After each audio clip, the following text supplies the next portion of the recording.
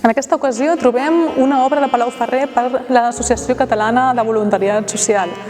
Aquest quadre també és molt simbòlic. Tenim 3 figures enllaçades, realitzades amb la tècnica d'un sol traç, que hem explicat abans, i on veiem que cada una té un color diferent. En aquest quadre també trobem 2 figures, un home i una dona, en negre sobre blanc, sense color, però sí que hi destaca la imatge d'un infant amb color. En aquest sentit, doncs, Palau Ferrer volia focalitzar en els protagonistes d'aquesta ajuda, d'aquestes campanyes que havien de ser la infància. Volem fer un món millor per nosaltres, però sobretot per als infants, pels nostres fills, per les futures generacions.